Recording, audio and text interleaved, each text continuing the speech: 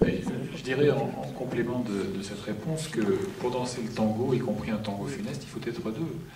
Et que les responsabilités, je suis navré d'y revenir, sont amplement partagées. Vous parlez de 50 ans en prison. Eh bien, parlons-en de la prison.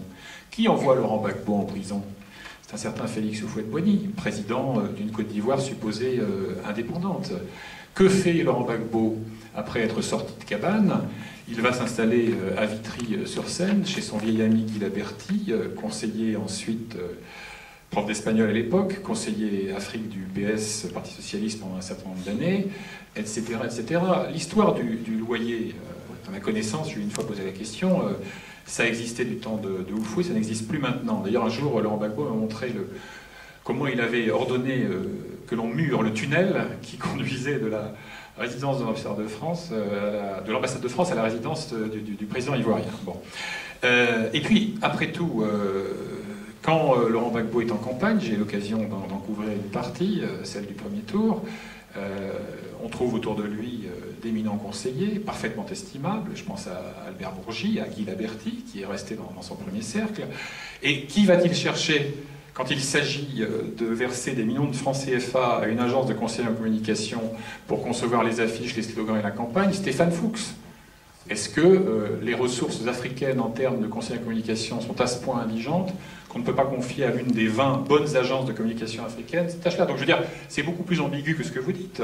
Et dernière ambiguïté, alors même que Laurent Gbagbo, et j'en ai été le témoin à 2 ou 3 reprises, dans ses meetings de campagne en province ou à Abidjan, tape hardiment, et ça paye électoralement, pourquoi s'en priver, sur la France néocoloniale, et encore une fois, il a d'excellentes raisons de le faire, et bien, dans le même temps, quand il s'agit d'envoyer un message pour ne pas injurier l'avenir à cette fameuse puissance coloniale, eh bien, le marché du 3e pont d'Abidjan, tiens, c'est pour M. Bouygues, le marché du port de San Pedro, M. Bolloré, le hasard faisant bien les choses, Bouygues et Bolloré sont réputés à juste titre comme étant des proches de Nicolas Sarkozy.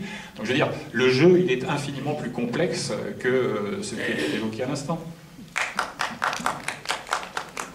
Bonsoir. Mon père a l'habitude de dire « Quand la tête est pourrie, le corps est malade ». Okay. Alors la question que je vous pose, c'est la tête, c'est le chef d'État. Comment se fait-il qu'on a pu éliminer aussi facilement Saddam Hussein en Irak et que l'on ne touche point les chefs d'État africains alors qu'on leur répute tant de défauts, comme vous avez dit, le refus du multipartisme, etc. Donc, ma foi, y a-t-il des chefs d'État véreux qu'il ne faut pas toucher et des dirigeants véreux à éliminer? Alors, sur quelle base reconnaît-on les uns et les autres? Alors, d'abord, pour le coup, ça n'a pas été si facile que ça. Hein. Vous savez, l'Irak est un pays dont je suis relativement familier. J'ai eu l'occasion d'y séjourner souvent sous Saddam Hussein. J'ai été en 2003 dans la chute du régime.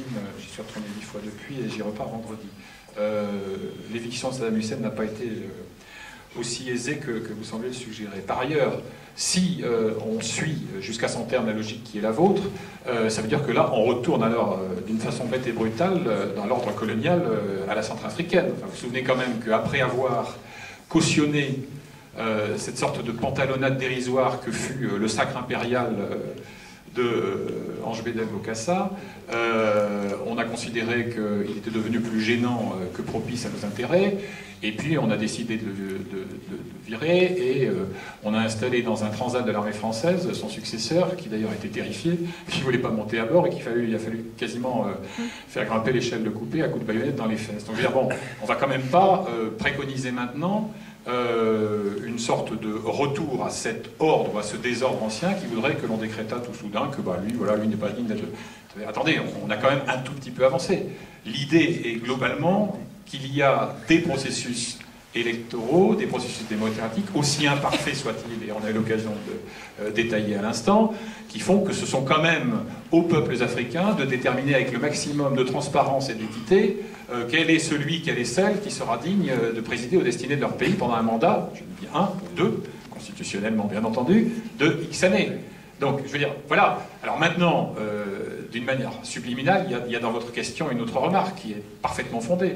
C'est-à-dire que, je disais tout à l'heure, pour danser le tango, il faut être deux, c'est que forcément, il y a eu et il y a encore l'idée, à mon avis à courte vue, qu'il y a des intérêts mutuels à perpétuer un tel au pouvoir qui est perçu comme les meilleurs garants des intérêts de la France. Vous savez, il y a eu cette phrase formidable, les conseillers de l'ombre ne devraient jamais s'approcher du soleil, ça ne leur réussit pas.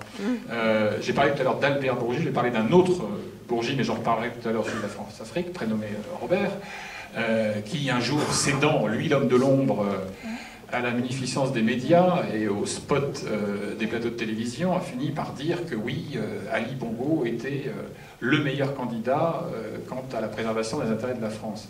Et on a quand même reculé 12 cases ce jour-là. Bon, c'était un aveu extrêmement instructif. Et ensuite, c'était quand même l'idée que lorsque la France prétend qu'elle n'a pas de candidat, la question qui vient immédiatement à l'esprit, oui, la France n'a pas de candidat, mais lequel? C'est un peu, vous savez, comme la boutade sur les non-alignés. Non-alignés, oui, mais sur qui? Bon, je veux dire, donc, voilà, on ne peut pas se satisfaire de l'idée que pour débarrasser tel peuple d'Afrique d'un despote insupportable, il faudrait renouer avec la politique de la canonnière ou le schéma Bokassa.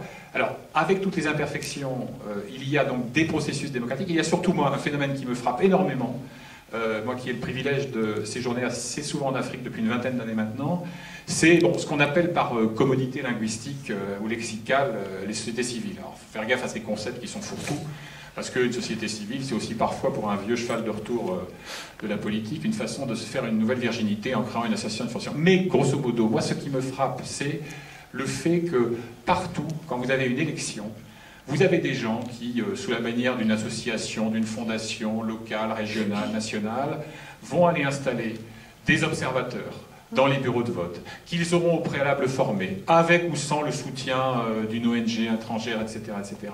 C'est de là que l'espoir vient. C'est le fait qu'aujourd'hui, ce que j'ai dit tout à l'heure du fatalisme qu'on ne peut absolument pas digérer, accepter, est très amplement porté par une jeune génération, hommes et femmes d'ailleurs, qui veulent qu'on leur rende des comptes. Donc le salut, il est là. Le salut, il n'est pas dans une décision qui se prendra en Conseil des ministres à Paris en disant « celui-là, décidément, il faut s'en débarrasser », parce qu'à ce moment-là, on perpétue, encore une fois, une pratique qui fait que si on s'en débarrasse pour de bonnes raisons aujourd'hui, on peut s'en débarrasser pour d'exécrables raisons demain. J'adhère tout à fait à ce qui vient d'être dit. Peut-être simplement pour compléter sur la question de la démocratie. Bon, d'abord, il y a eu effectivement, on l'a dit, certains reculs, notamment par des coups d'État militaires ou par des régimes héréditaires. Ceci étant, là aussi, l'Afrique est extraordinairement contrastée, hein, y compris l'Afrique, le Mali. Le Mali a quand même des hommes qui ont apporté une certaine vision démocratique. Konaré, même ATT, sont des éléments qui ne sont pas du tout uniquement les satrapes dont on parlait tout à l'heure. Donc il faut bien voir que, même en Afrique francophone, c'est très contrasté. Moi, il me semble qu'en dehors du rôle que jouent les populations, la mobilisation des mouvements citoyens qui existent dans certains pays, et au Mali en particulier, hein, puisqu'il y a des grèves au Mali, il y a des syndicats qui existent, dans le domaine agricole, dans le domaine industriel, il y a des actions de la société civile qui existent.